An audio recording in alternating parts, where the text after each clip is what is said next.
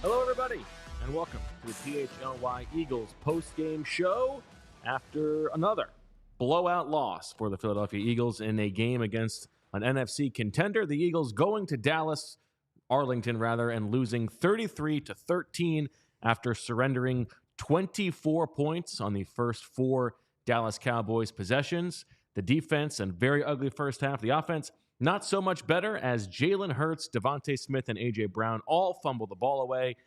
This game was a little bit competitive in the early third quarter, but really another bad performance from the Philadelphia Eagles. They are now 11th in the league in point differential. They dropped to 10-3 on the season, technically in second place in the NFC East, although they do still control their own destiny there. But they have surrendered the top spot in the NFC. They have gotten through that 5-game gauntlet at 3-2, but the way in which those 2 losses came, Jamie, has to make you seriously questioning how serious this team is come playoff time. Yeah, I didn't want to overreact to last week and just being one bad loss. Last week, team on long rest, you on short rest, the snaps, the emotional wins, the 2 prior weeks, all that stuff. At halftime, I began to think, oh, well, I guess it was fair to react to last weekend. Because there's really nothing they're doing well. You mentioned the defense there. Yeah, obviously, when you let up scoring possessions on more or less 11 straight possessions over 2 games, it's very concerning. What the hell happened to this offense? Did not score a touchdown in this game. Of the 13 points, 7 came from a great play by Fletcher Cox to force a fumble, and Jalen Carter, our coworker, scoops it up and runs it in. Yeah, wouldn't it be funny if you were out there forcing sacks too? I mean, the Eagles, it could be worse. Yeah, I mean, at least it would be funny. Me and Nicholas Morrow would give similar efforts. I believe that's right. And yes, for those of you who are calling to account and hoping to repent because the Christian Ellis God is a vengeful God, as we warned, it did come to pass. The Eagles now without a win, 0-1 in the post-Christian Ellis era, but that's a topic for another day. I am Bo Wulf. That's Jamie Lynch. We're going to hear from Zach Berman live from AT&T Stadium in probably about 45 minutes or so would be my guess. But a lot to talk about, Jamie, in this game that was, I think tell me this. The Eagles go to Seattle next week. Right, which is not an easy come place back or team to play, and go out there for a Monday night game in a place that's going to now give Geno Smith extra time to probably be ready to play in that game. Then they close after that with Giants, Cardinals, Giants. So you think that you're going to get probably at least 3 wins there, but the way that they're playing right now, I think it's fair to say there are no guarantees that this team is going to be making any kind of deep playoff run. What is the thing that you are most concerned about right now? I was actually just going to ask you too, which one's more concerning to you, the offense or the defense? Because I've been kind of batting that around my head for the last quarter. And when I went to the bathroom right before we came on air, too much information, I know. I was thinking, are these next 4 games as easy now as we once thought? Probably not. Yeah, I mean, certainly they have something to prove now. Yeah. I think if you are trying to be optimistic, if you are trying to make the case that let's relax here, it's not a big deal. It is true that you can make the case that a lot of these things sort of caught up with them. They had that really brutal gauntlet, and sure, playing 90 snaps against the Bills after playing the Chiefs, after having the bye, and then coming to play the Niners. There are schedule reasons to explain away their performances. I think the underlying issues that are really tough to sort of talk yourself into them being able to fix are on defense. I think you can convince yourself that they're going to fix some things on offense, right? They moved the ball tonight, even though they were bad in the red zone. They fumbled away 3 possessions. I think if you play that game out several times, they're going to put up 20, 25 points. Yeah, DeVonta and AJ probably aren't giving you drops right. that it was a on bad the regular. Game for both of those guys. I actually thought Jalen Hurts was fine in this game. There were a couple plays that were not great, but I thought he was better than he was last week. On defense, the only thing that I can sort of convince myself to hope would get better for the Eagles if I'm an Eagles fan is the defensive line right now looks gassed. Yeah. Right. And tonight, there was the Fletcher Cox sack. Hassan Reddick had 2 sacks, one sort of in garbage time. Only 3 sacks. The defensive line right now is not getting nearly enough pressure. We've talked about it during the week. This is the unit that this team is built around. There is so much money and draft capital invested into them that they need to be dominant, and they have not been dominant the last 3-4 weeks at all. In fact, they've been sort of run off the ball. You're hoping that maybe you get out of this gauntlet, you get a little bit of extra rest. Maybe they can rest a little bit down the stretch if those games turn out to be blowouts against the Giants and Cardinals, and then you can have fresh legs heading into the playoffs, and this can be a different group. But absent that, like, the state of the secondary right now is pretty bad. Reed Blankenship leaves this game with a concussion. Oof. Shaq Leonard was playing in this game because Nicholas Morrow was hurt, and he didn't look great either. The back 7, not great. And the kinds of teams you're going to play in the playoffs are the kinds of teams who are going to be able to take advantage of that group. They're going to need the defensive line to turn this thing around. And the only thing I can hope for, if I'm an Eagles fan, is that they're just going to get fresh legs, and we'll see if that happens. But it's part of the problem. We've been complaining about them playing so many snaps all season long. Yeah, I mean, what you say is true and right, but hope isn't a strategy. And, is the famous saying, and that's what was coming to my mind when you were talking there. Like, yeah, we can hope they get their legs back under them, but it's just not good enough. I heard somebody, I think it was ESPN this week, say, the back 7, like you just mentioned, average at best. And it's kind of hard. That might almost be generous to a degree. Now, I think Slay's having a better year than a lot of people are giving him credit for. Bradbury does seem a step slow or behind this year. And then when you take Blankenship away from it, he's kind of been like the rock of the secondary almost in a way. And it's once you have him and you're throwing Sidney Brown into these situations, it's not ideal, Bo. So, the linebacking core is a problem. And it seems to me like I had Nick Bosa's dumb comments reverberating around my head tonight. Like, is the blueprint just short pass this team to death and keep running on them? Because it seems like there wasn't a lot of down the field, like killer, chunk plays that the NFL always talks about. It seemed like it was a lot of like quick hitters, get rid of the ball, let them create, and just keep marching. And the Eagles can't stop it. And what we saw tonight from the defense that we also saw last week was some missed tackles in the open field, to your point. They love those. And through the first, 2/3 of the season, the Eagles defense was very good at tackling just by the numbers and even by the eye test. And so I think this is part of the rationalization. If you can convince yourself that this is part of having tired legs, them having had to play those 90 snaps against the Bills, there's a reason that we track these things because it does matter over the course of the season. There's still 4 weeks left in the season. There's no bye weeks left. So they're going to get 1 extra day's rest before going to Seattle. But it's not like they're going to be any less tired as the season goes on.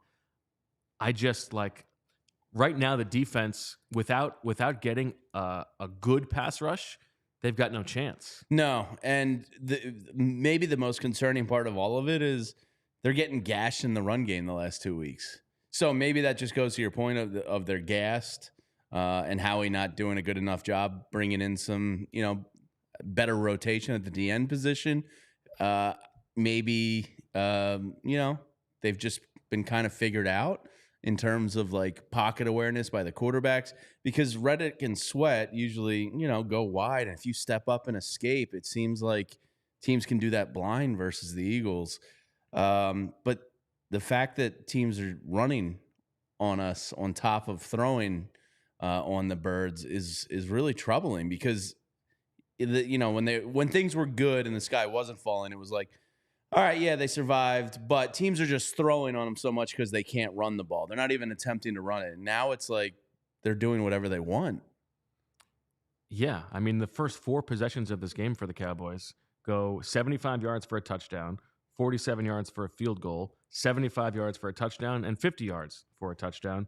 And then in the second half, they sort of, pull the gas off in terms of their play calling, which is a classic Mike McCarthy thing, brings the Eagles back into the game a little bit. But coming off giving up 6 touchdowns in a row to the Niners and then giving up, 24 points on 4 possessions to start the game against the Cowboys, have a little pride. Yeah, and it feels like it doesn't feel like they have many like 2 and 3 yard plays allowed. Like it seems like it's always that 6 to 8 yard play, and then it's like a 2nd and 2 and 3. It's just, I don't know. They're 9 just all for 16 on 3rd down for the Cowboys in this game against what had been the league's worst 3rd down defense. I mean, not that's very good again.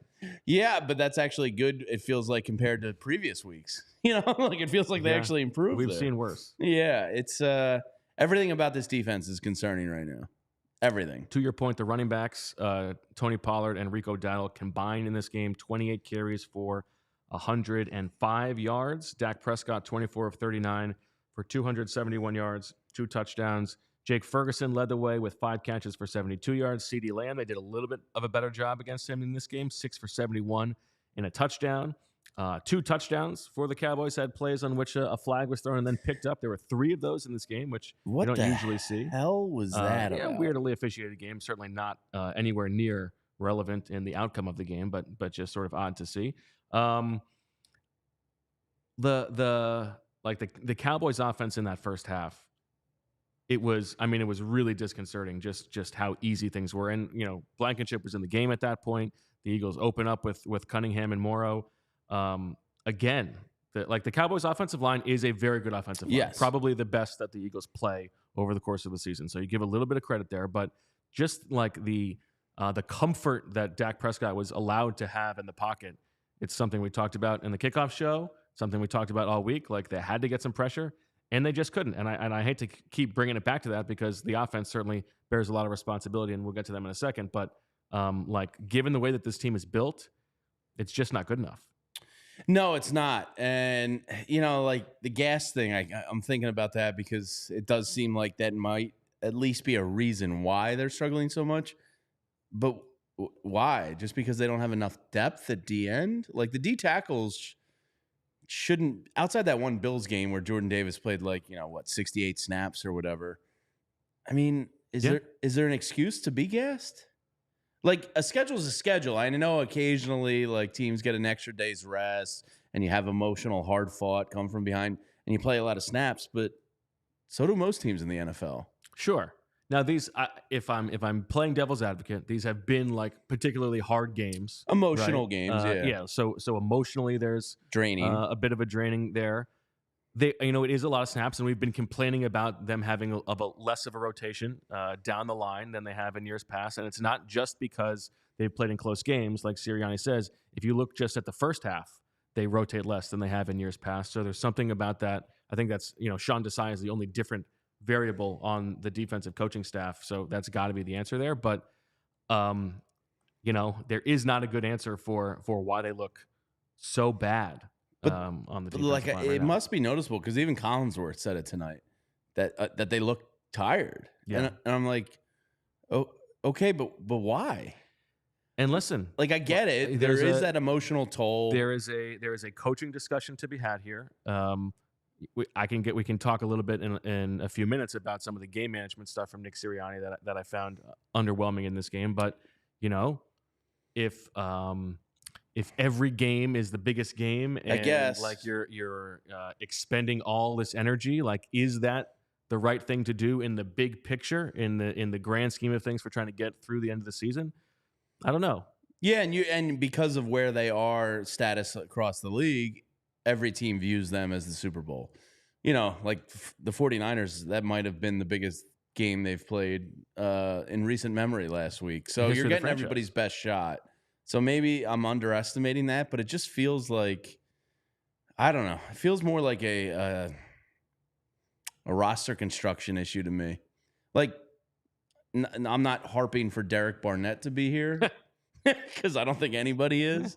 But you're getting rid of a guy that was at a backup at a very important position to you. Right. It did seem like Nolan Smith played a little bit more tonight. Yeah. But I don't know. This just seems so off these last 2 weeks. They seem off. There's no doubt about that. I don't know. It can't be this bad. And it probably wasn't as good as the 9-1 record. I think that's part of the it feels like this. It's neither they're neither this bad nor were they as good as they were at 10-1. There was not this like magic elixir that they could find their way to win. All of that stuff was sort of clouding some of the underwhelming issues, and it feels like some of that has come crumbling down at this point. And so I think it's fair to say that, I mean, they are more of like a, 5 to 12th best team in the league right now, which is crazy to say, but yeah, I don't think there's that many good teams, but I think the Cowboys are one of them, and I think the 49ers are one of them. And if you're judging yourself based on how you do against the best, you're not a top 3 or 4 team in the NFL. So I would say 5 could be very accurate. Now, they do still have it within their power to turn this around. Obviously, we talked about the schedule. If they win these last 4 games, they will win the division. They have that advantage over the Cowboys. I don't even care about the division. You know what I mean? Like, it's all about the 1 seed. You'd rather have the 2 seed than the 5 seed. Sure, you would, because then you get 2 games at home, and you got a shot that the Niners could lose, and so you could have 3 games. I'm not saying I don't want them to win, but it's just like after those 2 games, like the thought of winning the division just like does so little for me. Right, outside of the obvious. Yes, exactly. I think it's fair to say that what we've been talking about on the defense, Jamie, that they could use probably better gut health. Probably, definitely some better gut health. Well, that's where AG1 comes in. Now, the longtime sickos know the story of Zach's sister's boyfriend. What do we know about Zach's sister's boyfriend? Well, we know that he's a big AG1 fan. And why does he drink AG1? Well, because it replaces your multivitamin, probiotic, and more in one simple, drinkable habit. Science-driven formulation of vitamins, probiotics, and whole food sourced nutrients, AG1 is raising the standard for quality in the supplement category. AG1 helps you build your health and foundation first. It's a micro habit that delivers macro benefits and helps just about everybody take care of their health every day. So, if a comprehensive solution is what you need from your supplement routine, then try AG1 and get a free 1-year supply of vitamin D and 5 free AG1 travel packs with your first purchase. Just go to drinkag1.com/Eagles. That's drinkag1.com/Eagles. Check it out. And let me tell you, Bo, about the Game Time app, because that Eagles game was so depressing, it makes me want to go to a concert and just kind of cleanse my palate. And if you do, you should use Game Time with code PHLY for $20 off your first purchase. The holidays are here. Everybody loves free tickets to their favorite events. And Game Time is the app to use for all your sports, music, comedy, and theater events near you, because buying tickets to your favorite event should not be stressful. And Game Time is the fast and easy way to buy tickets for every kind of event. You get image of the seat views, which is awesome, so you know exactly what you're walking into. You can get exclusive flash deals on tickets for football, basketball, baseball, concerts, comedy, theater, and more.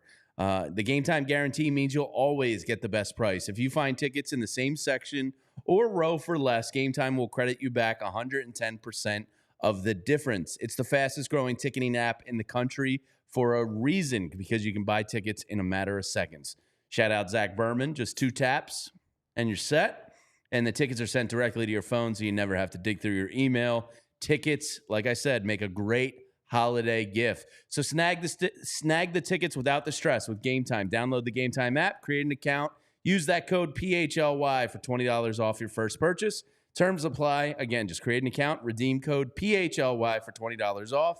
Download Game Time today. Last minute tickets, lowest price guaranteed. All right, let's talk about the offense. Ooh. And I think the story here is those turnovers were enormous in this game, and you can tell that because if you look at just the advanced stats on this game, this was their worst game of the season by EPA per drive, but it was their second best game of the season by success rate. So that means they're moving the ball, and then they're fumbling the ball away, especially in key areas. That first possession of the game, the Cowboys go down and score a touchdown. How do the Eagles answer? They're moving the ball well, and then Jalen Hurts fumbles the ball away in the or close to the red zone. That was a huge play. That was backbreaking because like you were about to answer them tit for tat, and those are the types of things that like completely change the course of a game. Like it's not something like that shows up in a stat sheet, obviously, as a turnover, but like that momentum of just like I feel like if you score there, it's just going to be one of those games where you're just bashing heads and going score for score. And Dallas gets that turnover, and it was just like, I don't know, just like the emotional wind was let out of the sails of the Eagles. Jalen's really good at the bad place, bad time fumbles lately. It's kind of becoming the Jets game, the Patriots game, we almost fumbled. It's kind away of in becoming week a 1, concern a little bit. It is. Now he's gotten a little bit fumble unlucky this year relative to years past. Sure. So 7 fumbles on the season, aside from like botched snaps, and he's lost 4 of them, which is a little bit greater than league average. The last couple of years, he's been under 50% on those. But they've been plays when you're carrying the ball in the open field, you got to be protecting the ball. And for him, for the 3 best players on offense, offensive line not included, to all fumble the ball away in this game. Hurts and A.J. Brown and DeVonta Smith, like, what are we doing? Yeah, it's pretty bad. And for A.J. Brown, like, what a bad look after he's trying to, like, get into it with Stephon Gilmore, and then Gilmore punches it out on him. Like, come on. Yeah, Gilmore did. I mean, shit, he looked like 2017 Stephon Gilmore again. Like, he did a great job. If I definitely agree that he's a definite Hall of Famer, I would have to think about that, I guess. I don't know if he deserves the definite, but I think he's definitely on the doorstep. Yeah, in conversation at least. Yeah, like I'd have to deep dive the stats. I had to sort of think twice when Collinsworth said that. Well, there was a lot he said tonight where I had to think twice about that. Fair enough. Like Nicholas Morrow is playing excellent football tonight. What the hell was that, Chris? That was wild. Yeah, it's concerning. Everything about this Eagles team, like your 3 biggest players made the 3 biggest mistakes of the night. Yeah. Yeah, you're not going to win games doing that. Jalen Hurts, 18 of 27 for 197 yards, adding 30 yards on 5 carries on the ground. A.J. Brown, 9 for 94. DeVonta Smith, 5 for 73. DeAndre Swift, the run the ball stuff. There were periods of this game where they were running the ball effectively, but it did not really play out over the course of the game. Swift, 11 carries for 39 yards. Gainwell, 4 for 28. And Boston Scott, 3 for 9. Jalen Hurts in this game, as the quarterback, did not attempt a single throw to anybody aside from A.J. Brown, DeVonta Smith, or Dallas Goedert. Those are the only 3 players targeted in the offense. That seems problematic. It seems problematic. And I think there are some like schematic issues at play right now. You saw it against those 0 blitzes. Like Zacchaeus had fourth and 9. The punt fake. Yes. Now, but that wasn't from Hurts. And I think probably David Carr is thinking Braden Mann should be the quarterback. I mean, 1 for 28 yards. Can't do better than that. But that does seem weird. I'm just trying to like base it off of like the opponent, and it doesn't seem like a healthy way to build an offense. No. And I know that those are the best players; they should get the ball. But if everybody knows that those are the only guys who are going to get the ball, like what is the point of the other receivers? Yeah. Not even a Julio Jones screen. and what was weird, the first one deep shot to Quez Watkins, like between Julio, Zacchaeus, and Quez, like somebody's got to be involved there. Just has to be. You need something. It was my problem with last week, and what I thought was in the second quarter primarily not running the ball a little bit. When you eliminate, it's the same thing like when you're only throwing to 2 or 3 guys. Yes, you're eliminating so much of your wide spectrum of plays and capabilities by just honing in and doing these 1 or 2 things. Totally. You shoot yourself in your foot. It's like having like 2 guys in the lineup who can hit it all. Right? You're starting from a disadvantageous position to begin with. If you were not even willing to throw to 2 of the 5 eligible receivers, why would I it's not like you're not going to cover them, because I would think Jalen Hurts then throws to them. You would think, but at the same time, like, why am I going to? If I see Zacchaeus lining up, I'm going like, all right, as long as I'm literally last week, there are like Jack Stoll is wide open in his progression and he just doesn't throw him the ball. Yeah, I don't know what's going on with this. Everything's weird. My buddies on text chain tonight were back on the Brian Johnson Express of get him out of here, and I was like, I think this is bigger than Brian Johnson. Yeah, I think so too. I think there are schematic things like from the ground up that need to be addressed, and I think those are Nick Sirianni questions. So one of the biggest questions, and it's on my Zach cheat sheet of questions to ask him. It seems like offensively they can't handle the blitz, And it seems like defensively, when they blitz, they get smoked. Crushed. So the blitz, whether it's positive or negative, are just destroying this team. Like the one earlier, it was the 4th and 9 play, and the Cowboys sent the house. And I said to you, watching the replay, like, Jalen has to throw that ball. He's backing up right away, and instead he does like a fade away, fall away, and which has like thrown behind. No chance at a but also weird design. But if that's inverted, Dak Prescott is 1-2, boom, and he's hitting him on his route, and he's giving his player. And I'm not trying to shit on Jalen here, but it's just like when they get blitzed, they shit themselves, like literally and figuratively. Do they literally shit themselves? Maybe. We'll have to ask, Fletch if any of the offensive laundry basket have any skid marks in it. But it seems like they can't handle the blitz. There is absolutely something to that, and I think you're like it is both sides of the ball. And it's really bizarre. It is bizarre, and that sequence where they're trying to stay in the game, it's like 3rd and 11, and you throw the quick slant to AJ Brown, and he gets tackled after 2 yards. That was a blitz, and then the next play.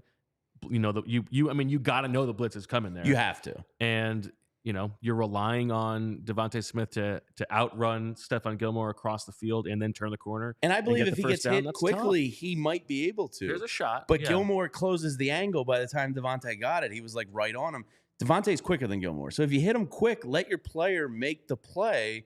Like, if you're not going to throw it beyond the sticks there, and this was a huge play in the game, actually. So I'm kind of glad we got into it. If you're not going to throw it past the sticks, then you have to get it to your guy quickly, especially a playmaker like AJ or DeVonta, and let them have the ability to make a play for you. Where Jalen threw it there was just like, DeVonta had no shot. Gilmore was on his hip. If you throw it to him first, then DeVonta's got the breakaway speed, and he might be able to break Gilmore's angle that he's taking. But Gilmore's a really good veteran, heady player, and he knew exactly the angle to take, and they just can't. They can't do anything against a blitz this year, and it's starting to really kind of concern me. Trying to see if I can look this up quickly. So you're deep diving some advanced over the stats course here. of the season. The Eagles are 4th in the league in success rate against the blitz. They're 7th. Okay, but it's not as good as they are on normal plays. EPA per it dropback feels worse. Feels much worse. 13th in the league in EPA per dropback, which is a significant step down from where they are not against the blitz. Yeah, I don't know if this all goes back to Jalen. Like Jalen again got. It also feels like all of this stuff is getting worse lately. Yes, absolutely. But that play where he was hit late, which for some reason wasn't called, it looked like he got up wincing again. Yeah. I feel like he's a lot more hurt than we've talked about it. Well, it was interesting, on the opening drive, they called 2 quarterback draws, and they were both successful until Hurts fumbled the ball away. And you sort of took that as a sign that they were going to lean into that in this game. And then the game just sort of got away from them. So he only finishes with 5 for 30. But, yeah. I feel like he's a lot more hurt than we all know. Probably so. There hasn't been a game going where he hasn't winced or shown discomfort at some point in the game. Yeah, it brings to mind the 2021 season when the season ends in a loss in the playoffs to the Bucs, and then at the press conference he walks in wearing a boot, like finally revealing that this is what he's been dealing with. I've been dying all year. Now I can show you the real me. If this season ends before the Super Bowl, like the post game press conference, he's going to be walking in like a body brace. It feels like, how hockey players at the end of every season is like, they've had a lower body injury for 4 weeks. Right. And then at the end of the season, it's like, well, he had an abdominal tear, a groin pull, a knee contusion, and clean out this. I feel like at the end of the year, it's going to be like, well, Jalen Hurts had a successful arthroscopic surgery to remove something in his knee. But I don't know. It sounds like an excuse, but I just... Something's not there that was there last year. And I know some of the advanced, and I'm just talking about Jalen in particular, some of the advanced stats say he was actually, doing better this year than he was last year. But whether it's an inability to take off and run as much as he did last year, because I think that's the difference with him in making him great, is how do you defend him? Like if he's taking off in the way that he does, he becomes impossible to defend. This year, I don't think that's there. I don't think teams are fearful of it as much. And I think it changed his trajectory like this year, if that makes sense. Like, No, I think that's right. I think it changed the offense in a major way. I think so too, and I think, at times we have given the coaching staff credit for not overthinking things on offense, right? You've got A.J. Brown and you've got DeVonta Smith and you've got Dallas Goedert. You've got a talent advantage. Let those guys win. But it also feels like without the superpower of really being able to lean into Jalen Hurts' rushing ability, the creativity of the offense, they're not scheming up easy plays. Everything, even when they're moving the ball, it feels difficult. It feels like they're having to make great plays just to move the ball downfield. And I don't know, I'm not a smart enough schematic football mind to know like what they're not doing correctly or what they should be doing. But it does feel like if you're looking at like games around the league, there are not really guys running wide open in this offense. No, and Frank Elmwood in the chat, and everybody, even if you're a Cowboys fan, at least hit the like button while you're in here. Yeah. Frank says something that I've kind of been saying to myself a lot over these last couple of weeks, that Jalen's pocket presence, forget the running, almost seems off too. Like, early in this game, I thought it looked really good. There was that one play where he's pressured, he runs up and he throws the nice pass across to his right to DeVonta Smith. That was a really nice play. There were a couple early plays where it seemed like he was in this one. And then as the game went on, he's doing some of that sort of fading back, like on that 4th down play to DeVonta. Now, I also thought that throw he made to DeVonta 2 plays before that in the end zone, tough to say there was a drop by DeVonta, but I thought that was a good throw. Like, he had a couple beautiful balls. And then there was an A.J. Brown drop downfield in the first half where he just sort of, it felt like he was like disinterested in that one or just didn't see it clearly. So I actually thought Jalen played a much better game than he did last week. But some of that pocket stuff I do think is it's like almost there. It's almost the plays that he's not throwing on, where he's either taking a sack. Indecisiveness, like there was just a couple plays where it's like, and again, this is like the inverse of the offense and the defense. It seems like, Reddick and Sweat, I feel like, are getting pressure a lot, but they're not converting them to sacks. And the other team's quarterback knows how to evade and navigate the pocket versus us. Whereas Jalen this year, to me, it's like, I don't know, he's not navigating the pocket like I think he was last year. Like, he almost had that Miyagi, like, sixth sense last year. And I think that's kind of like, I don't know if he's so focused on downfield that he's missing it or what, but it doesn't feel the same.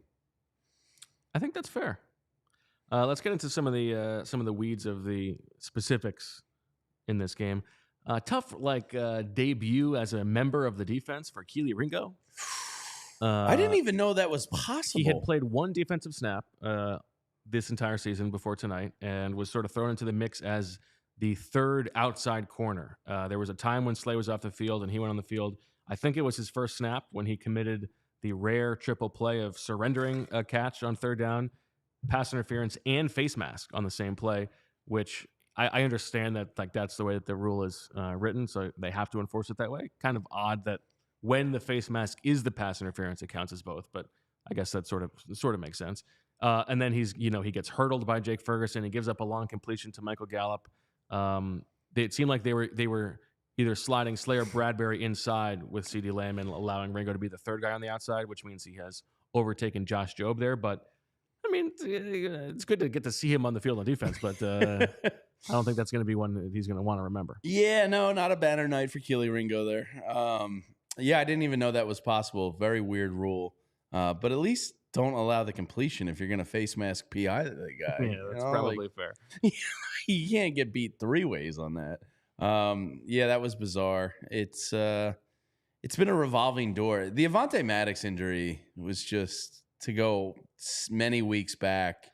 Avonte's a really good player. And but he's a guy who's had trouble staying healthy for a long time now. Yeah, he has not really stayed healthy at all. Yeah, so much for Bradley Roby being the answer for defending the Cowboys. Yeah. Again, it's just, it's tough to pick apart roster construction because I do think this Eagles roster is very loaded. But, man, when you look at, like, the revolving door at non-Maddox, nickel base. I think, philosophically, I agree that the defensive line is the most important position. Yes. Right? On the defense.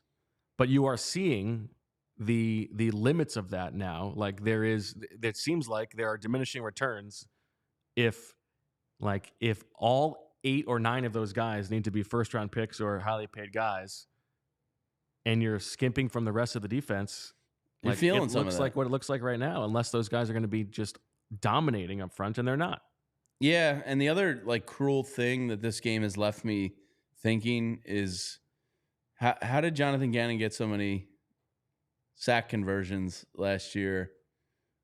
I mean, I know Javon Hargrave's not here, but you replace him with Jalen Carter. Well, and there is, everybody. There's the marriage between the pass rush and the secondary, right? And so last year the corners were better, the linebackers were better, the safeties were better, and so there's a little bit of extra. I think the time linebackers is the big one there because I actually think Slay is having a good year. Bradbury, I think you can say, has taken a regression. I think Slay is having a good year as a starting cornerback in the NFL. I think he is not playing at the same level he played last year. Okay, that's fair. But I think the linebacker is the one because I think teams are just they talked about it tonight, and you saw Dak. He had that bounce in his step, 1-2, boom, 1-2, boom. He had it down. The timing was just I know something's going to be open here. It was almost like this cocky swagger, bounce. And I just think these last 2 weeks, Purdy and Dak have known somebody's going to be open here within 5 or 6 yards of the line of scrimmage. And I think Shil Kapania had tweeted it out before, the third down sack rate for this team, they're the worst in the league. It's like a crazy low percentage, and that is what the team is built to do, is to get home on third down, and they're not doing that. And it's a huge part of the reason that they can't get stops against good teams right now. Man, it's this defensive line is just not getting it done. And it's crazy because you have, Hassan Reddick with his 4th straight double-digit sack year. Him and Josh Sweat, by all metrics, are very good players. Jalen Carter and Jordan Davis and Milton Williams even are good players. So you have 5, above average players of their positions in the NFL. So that makes me think, is this Sean Desai? I don't know the answer. I'm kind of spitballing out loud here. Is there something schematically? I know players age, and there's going to be a regression from last year because they were so good, but it's a major step back here for the defense in terms of production. No doubt. I know those players are good. You know what I mean? Your starting defensive line are good football players. They are not getting the results. Yeah. So what the hell is going on? I guess we'll see as they play some worse offensive lines if they can turn this thing around. But yeah, I mean, Dallas and San Fran have great offensive lines, so maybe it's as simple as that. But if that's the case, most teams you're going to play in the playoffs are going to have great offensive lines. Well, if you only watched one play in this game and you thought, I want to buy some T-shirts or something, you could. We've got a Baby Rhino shirt on the PHLY locker, and we've got a Fletcher Cox shirt, so you can go get those. That's a nice thing to treat yourself to.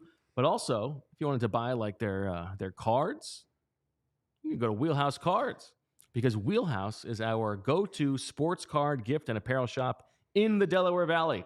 Their motto is cards and community, because love of sports unites us all. They carry all of your favorite card brands like Topps Chrome Baseball and Mosaic Football, as well as T-shirts, hats, and hoodies from brands like Mitchell & Ness, 47 Brand, Junk Food, Starter, and Shibe Vintage Sports. Looking to grade your sports card collection? Wheelhouse offers PSA grading submissions. They also host tons of different family-friendly events and birthday parties every month. All right. I want to run something by you that a buddy just texted me. Ron Jaworski apparently was making a point that Kelsey said that the Cowboys were jumping the snap count all game.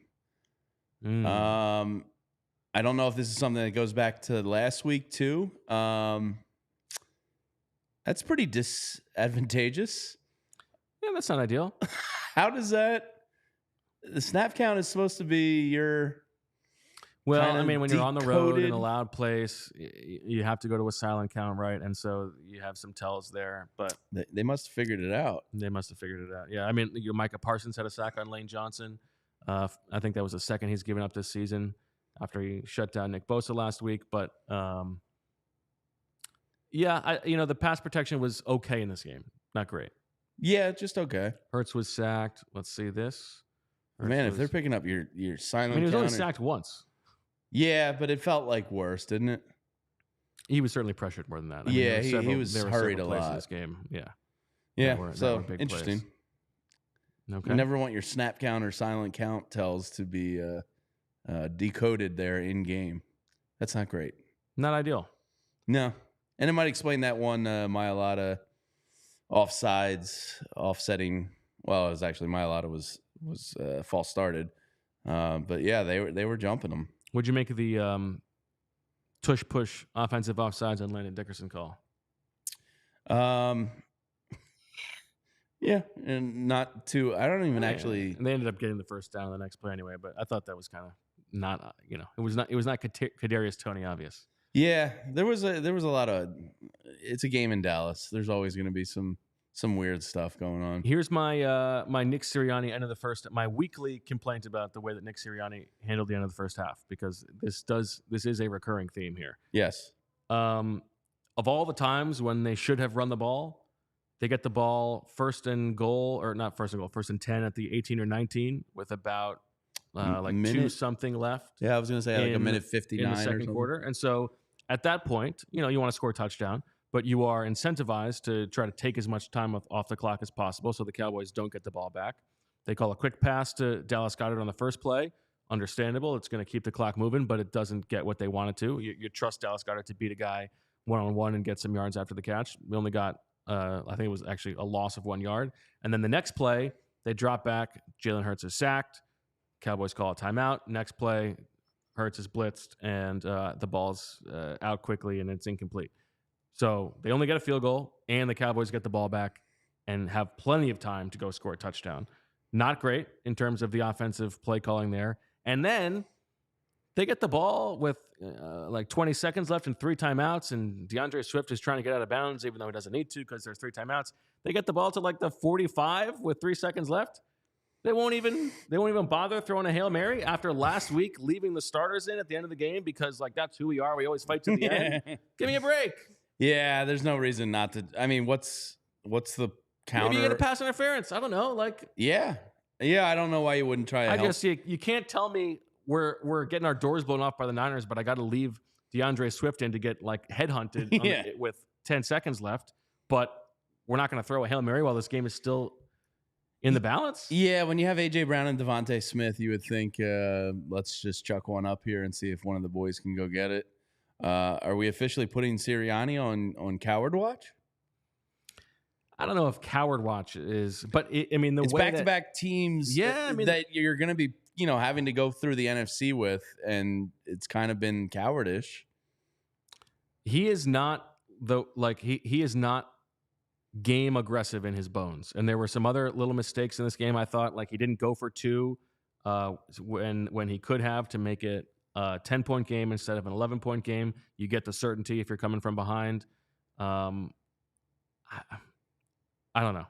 I think like game situation management is one of his weakest points as a head coach, which is interesting because he will tell you that he like works on this stuff nonstop and like has all of these meetings about game management.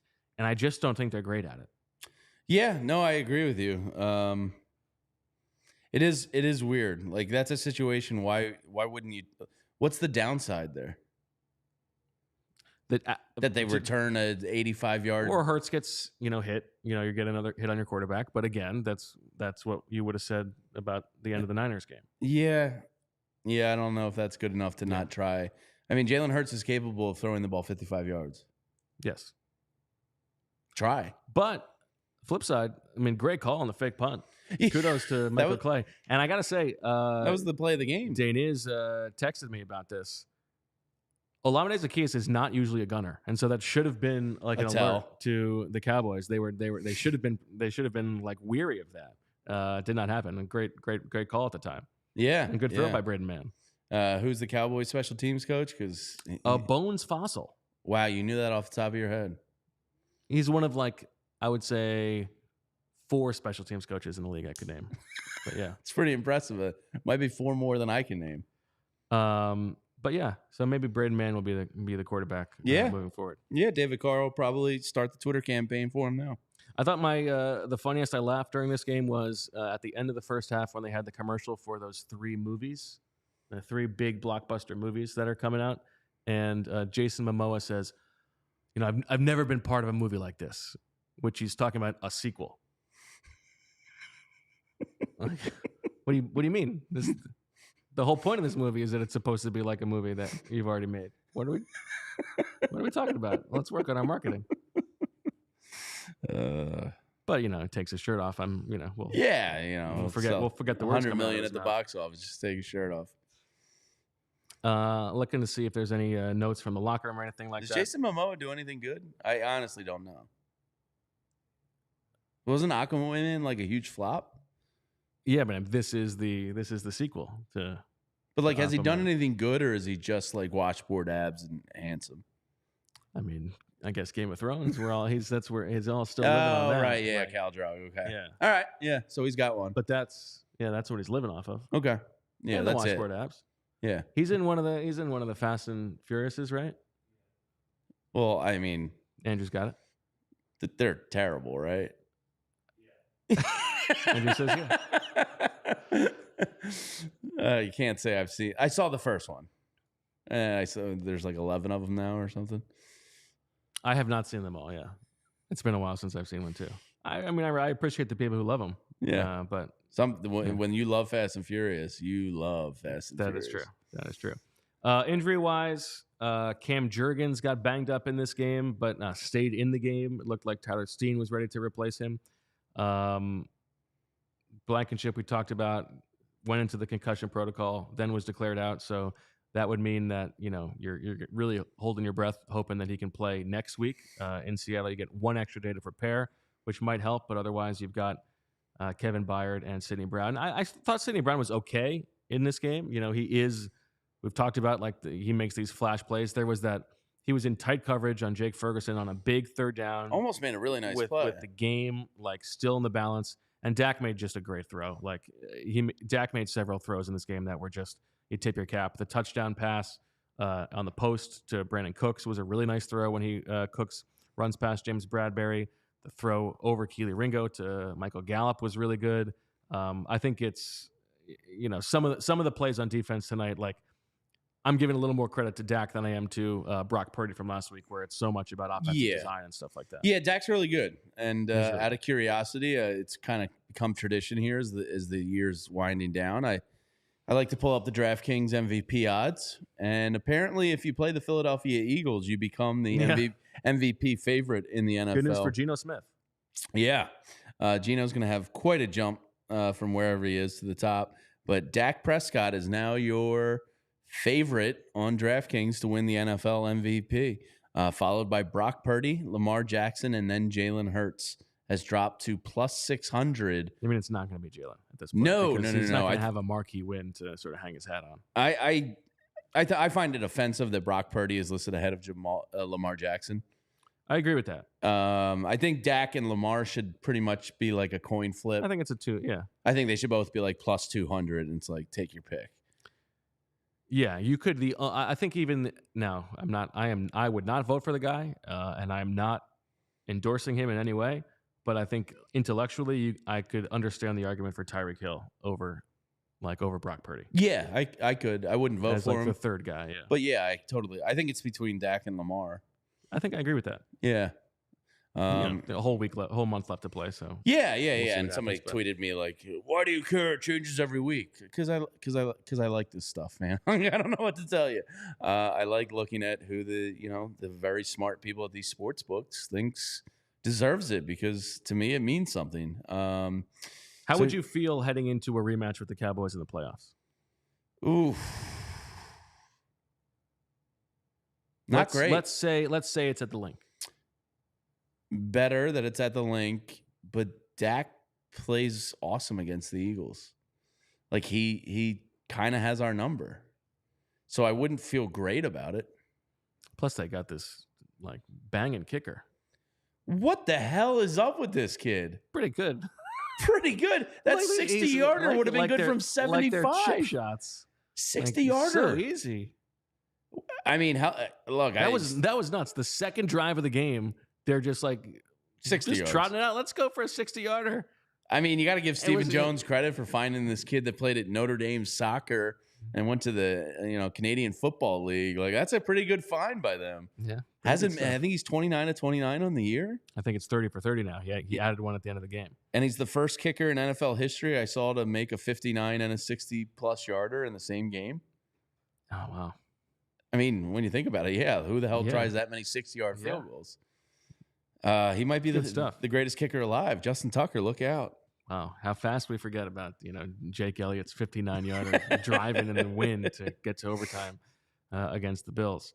Now, so would you say? Let me ask you this: who would you rather? Let's say you only had to play. You got lucky enough to only have to play one of the two NFC Championship game. Would you rather play the Cowboys or the Niners?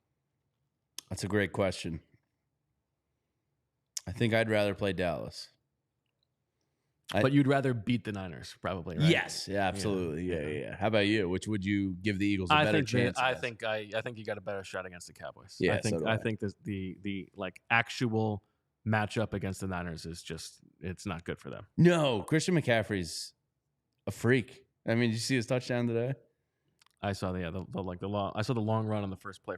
Sorry, he got tackled at the 2 on that one. Yeah. But he's another guy you can make the case is more of an MVP than Brock Purdy. I would agree with that. I think you have a better chance of beating Dallas, but really wouldn't want to play either of these two teams. Yeah, and the road to the Super Bowl is probably going to include having to play both of them. Yeah, I'm going to Florida for a dude's golf trip, championship weekend, and I made sure to book my flights to return home so I could be here on Sunday, championship Sunday. First flight out, so I'm back early. Might want to change that. Yeah, now I'm thinking maybe I change that flight till a little later in the day. I'm not feeling so confident about Championship Sunday anymore. How could you? Yeah, this is bad. These 2 weeks could not have gone worse. Now I'm going to tell you about FOCO, and I'm going to give a shout out to a true sicko, Greg, who emailed Zach and I this morning to say, longtime sicko here, just wanted to say thank you for turning me on to FOCO. Just got the best birthday gift I could have imagined, and it's a picture of him holding up a brand new pair of Eagles overalls. He said, Zach, have fun in Dallas today. He's looking forward to a longer segment next week about your theory on what really happened to JFK. Compliments to the chef, and go Birds. So, banging dynamite email from Greg. And for those of you who don't know FOCO, now you do. FOCO is a leading manufacturer of sports and entertainment merchandise with a product line that includes apparel, accessories, toys, collectibles, novelty items, and more. It is the best officially licensed gear for all sports and fandoms. It's football and tailgating season. It's holiday season. They've got overalls, hoodies, hats, sunglasses, bags, everything you need for a game. FOCO has hooked PHLY up and provided awesome pieces for our sets. FOCO always has our back for Philly sports, and they have yours too. Get the best gear around by using the link in our description. For all non-presale items, use the promo code PHLY10 for 10% off. So before we get to Zach, who I think is attending Jalen right now, if I had to ask you, what's the one thing in these final 4 weeks you'd want to see righted? Is it something particular? Is it just an overall defensive line, better performance? Is it offensively something the running game appeared to be there a little bit tonight for them, which was slightly encouraging, I guess. I think everything about this team, right, is graded on the curve of can they beat the best teams in football. Right? Yeah. That's what it's all about. And, we saw them beat the Bills and the Chiefs and the Cowboys before that. And so, to me, those games come down to, can your offense be elite? And so, as much as I would like to see the defensive line look like the defensive line it's paid to be, I think the most important thing is that they can get the offense back to an elite level.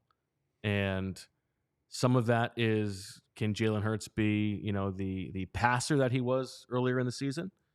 I also think when you get to the playoffs, you're going to get to lean a little bit more into his legs because you're not saving anything for the future. And so some of these things are protecting the ball, avoiding turnovers. Those are a little bit happenstance. I think they need to be able to prove that they can be the offense they were, against the Chiefs and the Bills and converting in the red zone. If they can be elite on offense, I think they can beat the Cowboys and the Niners. And you hope that you get a little bit of turnover luck on defense or something like that. I also think that's probably their better chance. I think it's more likely that they can return to elite on offense than it is that they can all of a sudden have a really good defense, given the current state of the personnel. Fair. Can Hurts? I think I agree with you. Yeah, like I think the defense is more what it is, whereas the offense has potential to be a lot better. I don't know what's happened to it these last 2 weeks, but can this offense be better with Hurts playing the way he is? I think so. I think he played pretty well tonight. Yeah, I think he played okay. Turnover. Yeah. But is that, I don't know. Something just feels so off. And I can't pinpoint it. It's just this weird feeling when I don't know. I'm kind of just like talking out loud here because it's something I can't figure out. Like, because Jalen looks okay the majority of the time. AJ and DeVonta put up numbers and look pretty they did not play well tonight. And it's funny because last week they played great. It just never seems. It's like my golf game. There's 3 stages of it. Off the tees, your irons and wedges, and then putting. I can never get all 3 going at once. Yeah, and you never know which one. It's never consistent round to round. Yeah, like one day I'll be great at this, and then I think I'm figured it out, and then the next week it's like I never swung a club before. This offense, like to me, just feels like it can never get all 3 phases going. Whether it's blocking one game, Jalen one game, drops and fumbles the next game. It just seems like they can't get in sync. They can't get into a rhythm and a flow, and like everything feels so difficult for the offense. And I wish I had some great answer as to why that was, but it just feels like they can't get going. Yeah, it's interesting. Somebody in the chat, I think Steve, suggests like they need to bring in Frank Reich to call plays, and I don't think that Frank Reich is the answer, but it does sort of feel like they need like a fresh perspective. They need some kind of like reset on offense, like. Why are we doing things exactly like this? And they need to sort of like shake themselves out of what their plan is on offense. Right now. Like, it just everything is so difficult. And it's for the most part, these past 3 weeks, we'll say we'll include the Bills win. It feels really boring. Like the offense has no like sex appeal to it. There's no motion. There's no like confusion. There's no. I don't know, like pizzazz. There's just no. It just feels very stale. I mean, there are a lot of like just one-on-one routes. Go win because you're a better player, and that works sometimes when it's AJ Brown. Sure. And like he did that to Stephon Gilmore a couple of times in this game. And Jalen Hurts does throw those balls along the sidelines really well. So you would imagine that it's like leaning into the things that they do well, but there are. Yeah, it does feel like there is. There's no like quick creativity hitters. That's there. There's nothing easy. Nothing comes easy. No, yeah, like it feels like the Eagles defense, like the Cowboys did everything easily tonight. Whether it was Ferguson or CD or the running backs or even Brandon Cooks was getting involved a little bit. Like it just felt easy and guys were getting open and like the Cowboys knew where to attack the Eagles. These past 2 or 3 weeks, it feels like the Eagles have had no fucking clue where to attack the other team's defense. Yeah, it's a very confusing year for both the offense and the defense. Yeah, and it is funny to just think about it's 2 weeks ago that we're talking about a 10-1 team and like.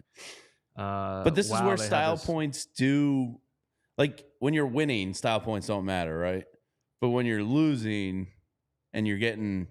So do we now think this is the worst 10-3 team in the league? It has to be. I think so. I think style points really matter when you're getting your doors blown off. I mean, point differential is not the most important thing. They have a worse point differential right now than the Vikings and the Jaguars and the Saints. Like I think they're 11th in the league in point differential. Like there is a difference between 10-3 and maybe they're like an 8-5 level team right now, but.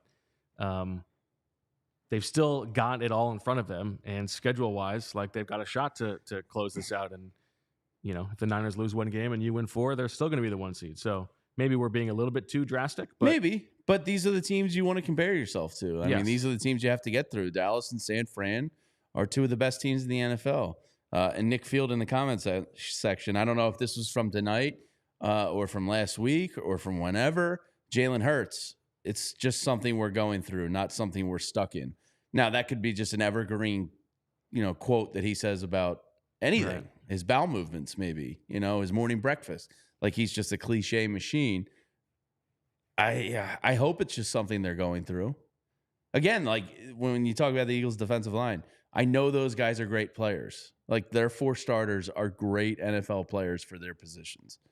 When I look at this Eagles offense, what's the hole in it on paper? They don't really have one.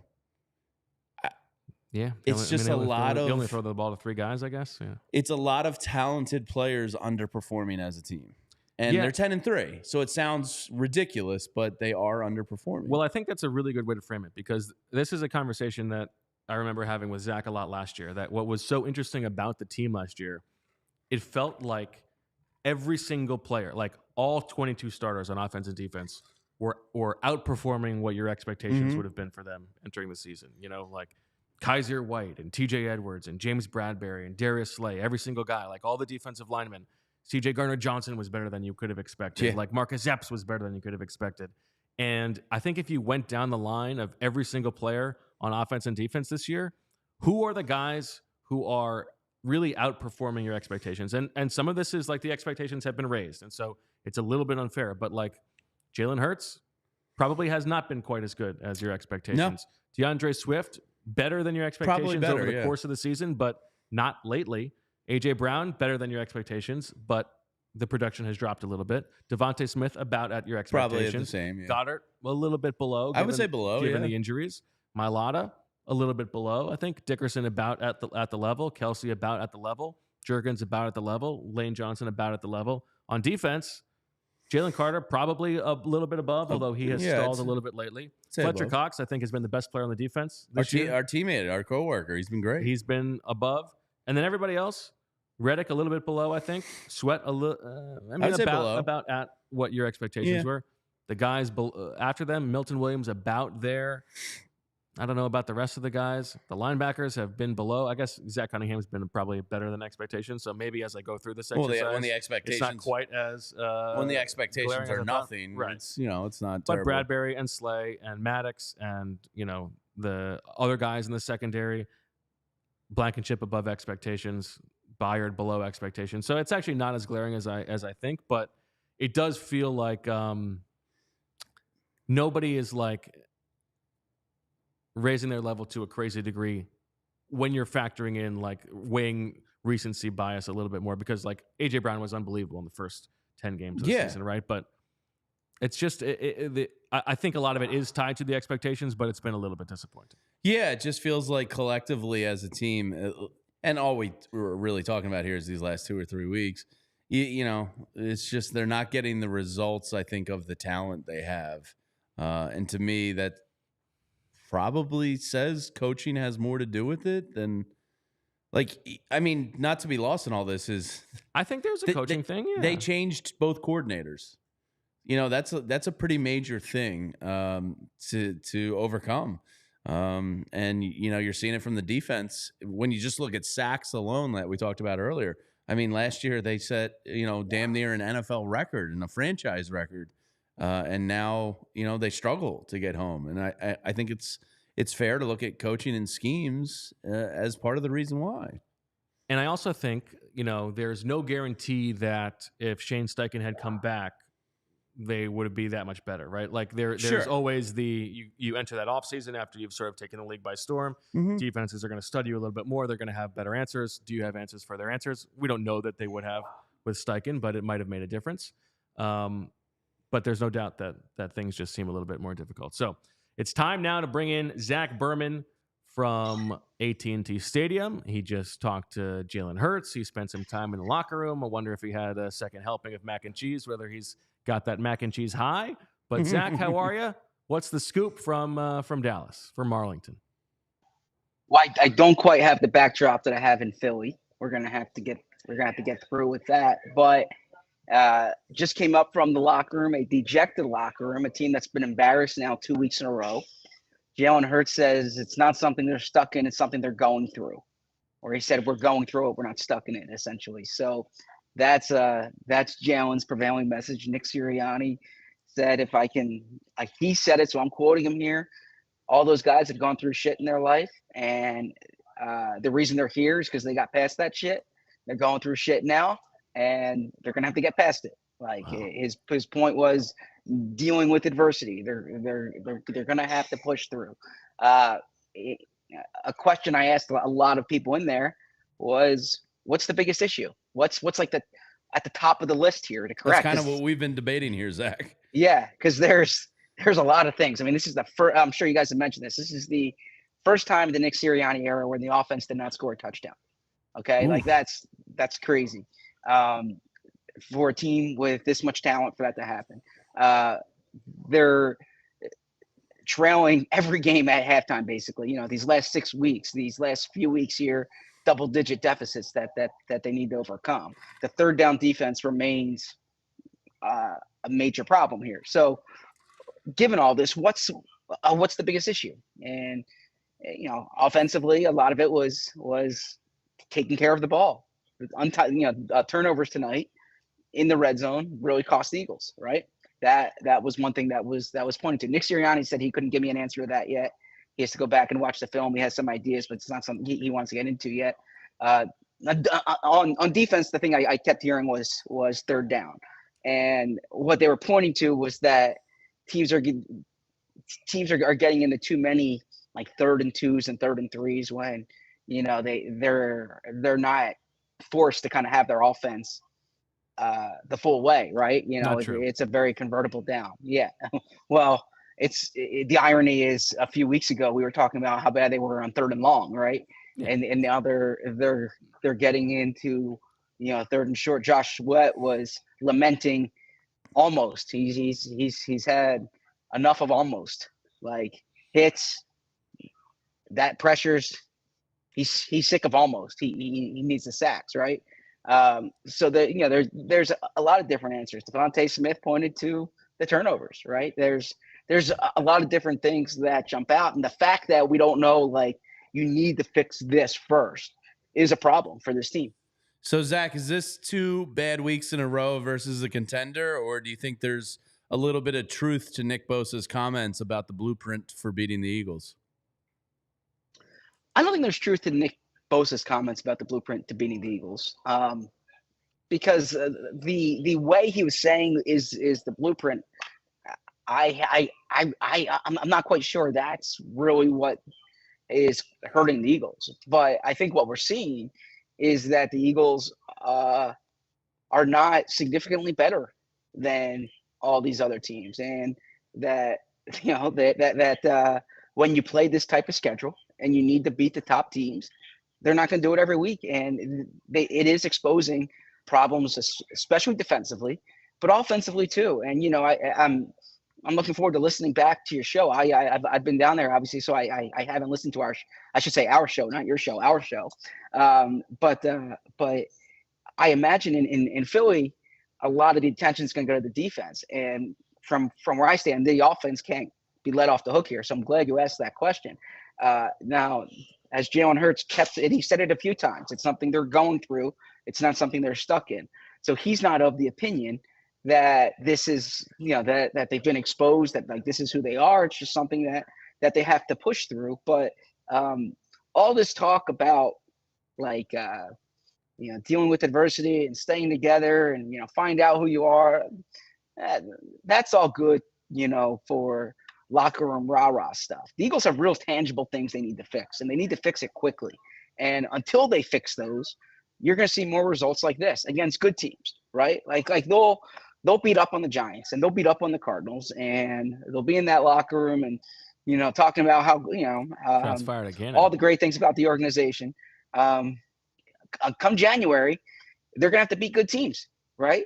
They're going to have to beat good teams. And unless they knock the quarterback out in the first quarter, they're going to have to beat, top of the league teams. And so that's what. Now they beat Kansas City and they beat Buffalo and they beat Miami, right? Like they've proven they can do it. But these last 2 weeks against probably the 2 best teams in the NFC for sure, the 2 other best teams in the NFC for sure, the 2 teams going into the season we kept talking about, San Francisco and Dallas, they looked outclassed, and they need to fix this quickly. So tell me a little bit more about the guys in the locker room, Zach. Who did you Yeah. talk to, and what were some of the things that they said? Yeah, I got a good sampling. I spoke to Jason Kelsey and spoke to Fletcher Cox. And Fletcher Cox said, we're going to find out who the dudes are this week, right? Like, and his message to me, I asked him, is a loss, or does it matter how you lose? And he was like insistent that it's just a loss. And he's like, they've won 10 games against 10 professional football teams. This is what he said, right? 10 games against 10 professional football teams, and that should not be forgotten. And like, this is a loss, but if you lose 6-3 or you lose 33-13, counts the same, right? So that's kind of, but Fletcher's whole message was, this is all about Seattle now, and he's going to find out this week like what kind of team they are, how they're going to respond to this. Now, one could say the same sentiment could be said last week, right? They had an embarrassing loss last week, but that's Fletcher's whole point was all they can do now is focus on Seattle and play better. He said they have to go across the country again. They have another day to prepare. They have an extra day to prepare here, so they have a little more time. That's what they need to figure out. Jason Kelsey, the slow starts, the execution jumps out, right? Cleaning things up. There's things in that case. DeVonta Smith, he was beating himself up over the turnover, right? He said turnovers. They need to fix that. James Bradbury talked about third downs, getting off the field. I spoke to a good sampling of players, Josh Sweat, and I even spoke to Braden Mann, just because I wanted to find out about the fake punt. I spoke to Hassan Reddick, but I would categorize. I'm trying to give a taste of the locker room here. It was the locker room that realizes they got their rear ends kicked here, like they got humiliated. They were not competitive in this game, and then I kept hearing like the red zone turnovers. Yeah, perhaps it's a different game, but I don't think they were executing very well regardless. Like, even if they don't turn the ball over there, I mean, Dallas was having their way on both sides of the ball. And, I did ask Nick Sirianni. I did ask Nick Sirianni about that sequence at the end of the third quarter, because I thought that was their best chance to really cut into the game, right? It's a 2-possession game right there. It's a 14-point game. The Eagles have the ball. They're driving. They have a 3rd and 11, right? Well, first off, the 2nd and 11, the pass to DeVonta along the right sideline. Jalen talked about that. He said it's a game of inches.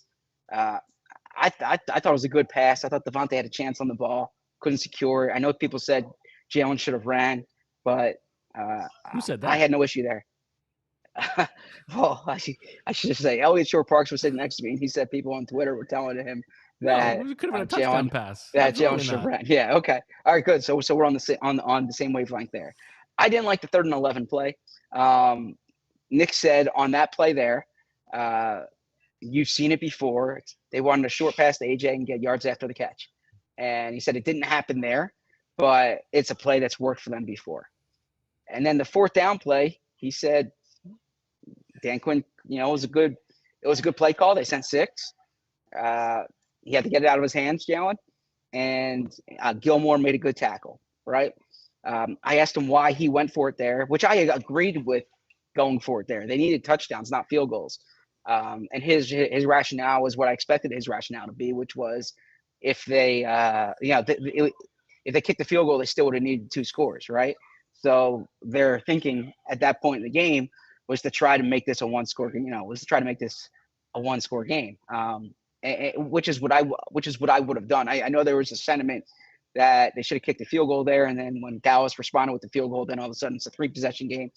I had no issue with that call. What I had an issue with was the play call and the play design on 3rd down and 4th down. The fact that you had 3rd and 11 and 4th and 8, 4th and 9 thereabouts, and you got 4 yards on those 2 plays, you need more than that, right? So that was my bigger issue. But those were Nick Sirianni's explanations on that play. But overall, the locker room, like there was no sugarcoating it. There was no saying, we were in this game. No, they realized what just happened, and they realized they need to get this figured out quickly. Yeah, so Zach, one of the things I realized tonight is, I think in the first half, the Eagles only had 5% of the drop back stack had as pressures. They're just not getting natural pressures. When they blitz, they get torched. And it seems on the inverse, on the offensive side of the ball, when they get blitzed, they're not doing well. Do you kind of sense the same thing, that they're struggling with the blitz on both sides of the ball, on offense and on defense? And if so, is that something that's correctable? Because that seems to me like it should be something at least fairly easily correctable. Yeah, I am noticing that. I don't think they're a particularly good blitzing team to begin with on defense, right? Like I don't think they're loaded with great blitzing linebackers or, blitzing safeties. I suppose Sidney Brown could potentially play that type of role, but they don't use him there.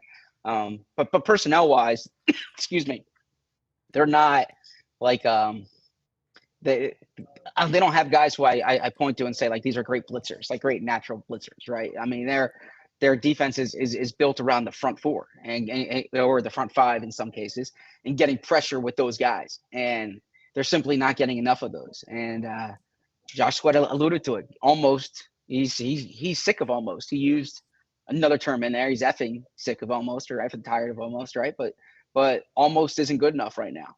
Now offensively blitzing, yeah, that's where I have this debate, or I shouldn't say this debate. I take this stance with Bo on the show during the week that like I'm a players guy. I don't put everything on the coaches, but you need more blitz beaters, right? And I saw Dan Orlovsky tweet that during the game on that play I was referring to, that fourth down. They were sending pressure there. What's your blitz beater there? What's your play design? And I'm not seeing them handle that well enough there, right? Right. What are your answers when you know the blitz is coming? So that needs to be a point of emphasis here, because teams are going to send pressure at them. Did Sirianni talk about the possessions at the end of the first half when he gives the ball to the Cowboys with a little bit too much time remaining? They go down and score a touchdown, and then he sort of turtles at the end, doesn't go for a Hail Mary. Did he talk about that at all? He did not. No. Okay. No. So you think they should have gone for a Hail Mary there? Okay. What's that? Yeah. So you thought they should have gone for a Hail Mary there? Well, I thought they should have handled the clock better when they had the ball in the red zone to give the Cowboys less time. Okay. And then, yes, I thought they should have gone for a Hail Mary. But, I mean, I'm not that. Yeah. We're talking about like a 1% chance of it mattering. But, yeah. Yeah, the play that was a killer play for them was that Keely Ringo personal foul / pass interference / allowing the possession. Like that was a bad rep for Keely right there. But there was a $138. Yeah. Hey, I was just quoting, man. I wasn't, but there was a $138 on the clock at that point. I think there was actually time for the Eagles to force them off the field and actually get the ball back. But certainly the one thing you can't do there is let up a touchdown. And I thought that at the time, right? Like I said that at the time. You need to handle. At that point they were getting the ball to start the second half. The way they managed the end of the half is critical. And this is 2 weeks in a row, by the way. Right? Like San Francisco scored going into halftime too. The way you play, I hear coaches call it like the middle four or the middle six, the middle eight, whichever time frame. But let's call it the middle four for here. The last 2 minutes of the second half, the first 2 minutes, the last 2 minutes of the first half, and the first 2 minutes of the second half, that can shake a game up, right? Because there's a free possession in there. So I think that the Eagles need to do a much better job in that situation, and that did not come up, but I imagine it'll come up this week. So Zach, I saw LaShawn Shady McCoy tweet out how the hell is number 41 and even in the NFL, referring to Nicholas Morrow. Now, obviously, Shaq Leonard had a lot on his plate, joining a new team this week. Is the hope going forward, at least for me personally, that we never see Nicholas Morrow again? Because to me, it feels like the other team just attacks him when he's on the field. Fair or unfair, that's how I feel watching it with my naked eye. Is Shaq Leonard going to be able to supersede Nicholas Morrow? I feel like it's such a silly question. Well, first off, not not trying to defend Nicholas Moore. I thought he made a few nice plays tonight. He made one nice relatively play speaking. To play the goal line. Yeah, the play at the goal line was a nice play. To play the goal line. Yeah. That was it. The other breakup was like, as gifted an interception as could have possibly been an interception, and he just batted it down like he had stumps for hands. Okay. All right. Tell me we don't have to watch him anymore, Zach. Well, yeah. I mean, I think Shaq Leonard's going to push into that. Now, Zach Cunningham needs to be healthy. Zach Cunningham came off the field at one point there. But I think that overall there's Nicholas Morrow. I imagine he's going to be replaced at some point here by Shaq Leonard. Did Sirianni answer any Christian Ellis questions after the game? No. Christian Ellis did not come up in this post game. Believe it or not. I mean, their point differential in the post Ellis era -20, not very good. I suppose so. Ball don't lie. I actually wasn't thinking about Christian Ellis. Yeah, I suppose so. Ball don't lie. I suppose so. Zach, did you get any injury updates on Cam Jurgens? And was Reed Blankenship in the locker room? Did he say he felt all right? Did you get any updates there on either of them? Yes. So Reed Blankenship, he has a concussion. All right. So he exited the game with a concussion. So he by league rule can't talk until he's out of the concussion protocol. Right. Cam Jurgens went back into the game. I saw Cam in the locker room. I was at that time he was in there. I was speaking, I believe, to speaking to DeVonta. That's what it was. So did not catch up with Cam, but yeah, he went back in the game. I think that's a good sign. Although it was interesting, Landon Dickerson was the center for those last few snaps. So instead of Cam, that stood out to me. All right, Zach, what are we going to be reading from allphly.com in the wee hours of the morning here? Yeah, this is one of these. You finish writing, you look at the clock, you get an hour and a half of sleep. Oof. Head to the airport. What time are you getting home? Well, I'm actually not going to go home. I'm going to go, to the studio. I land at like noon, and then I'm in kind of that no man's land because we have the show at 4. So got to find a Wawa to change in. I quite literally do. yeah. I'll find a place to change. Make sure you take a video for PHLY. That's for the diehards. Everybody's Zach. calling for more nudity. Don't give that away for free. That's what you got to pay for. No, we got a sale on diehards right now. Yeah, well, up until the end of the night, right? So I'm not sure what time it ends, but we are past midnight. Yeah. But now you got to pay the full fare to see Zach changing after he gets into Philadelphia. Yeah, I read one of the YouTube comments that said I didn't know what I was talking about when I said it pays for itself.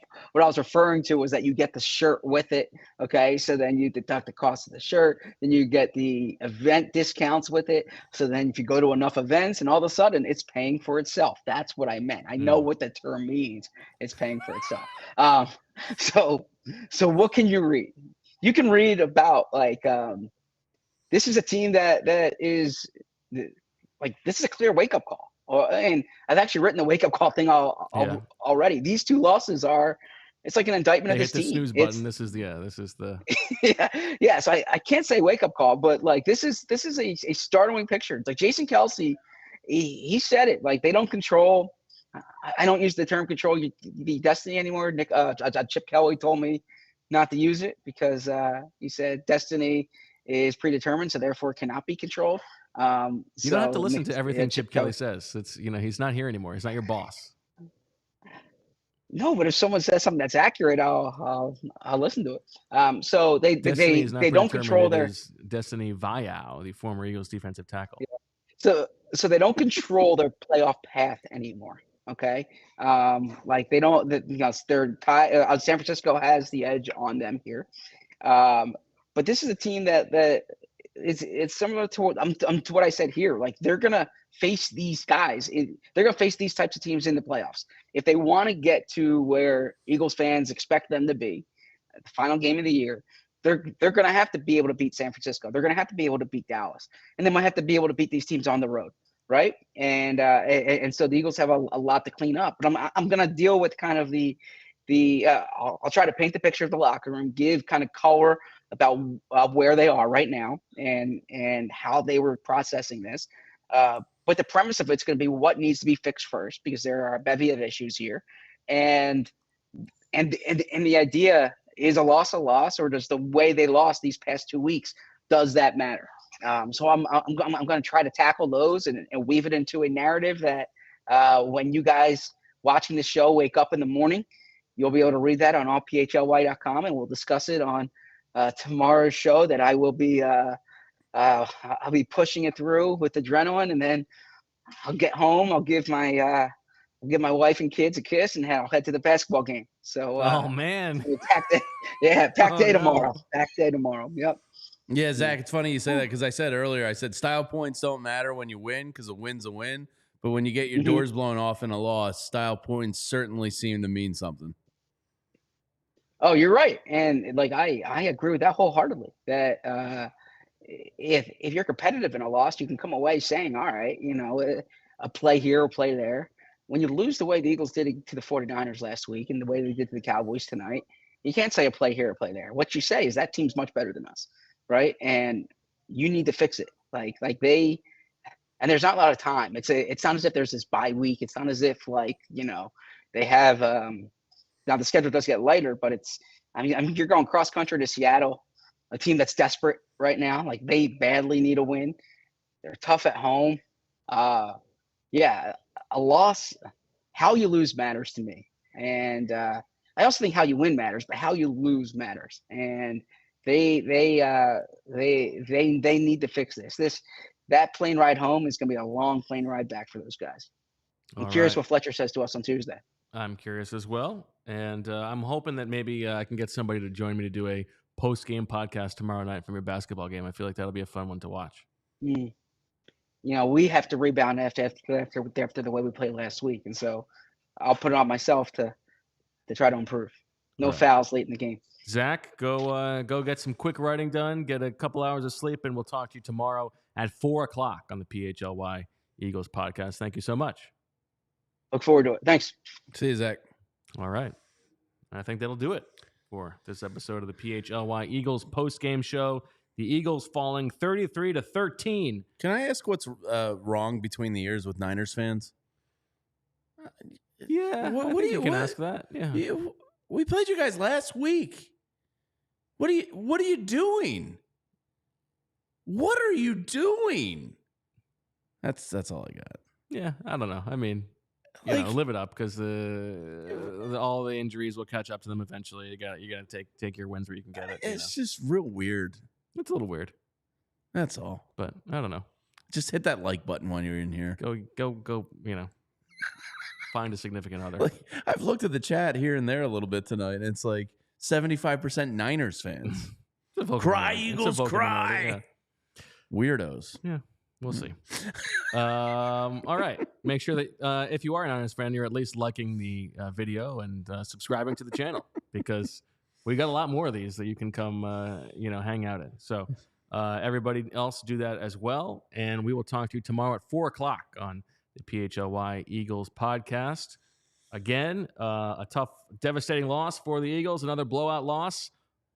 Floundering now with 4 games remaining ahead of next week's Monday Nighter in Seattle. See if they can right the ship. So for Jamie and Andrew, thumbs down, Zach, jerk, Bo, we thank you for listening. Thank you for watching. We'll talk to you tomorrow. And as always, go Niners. Just kidding. Good night. We all silly like the mayor.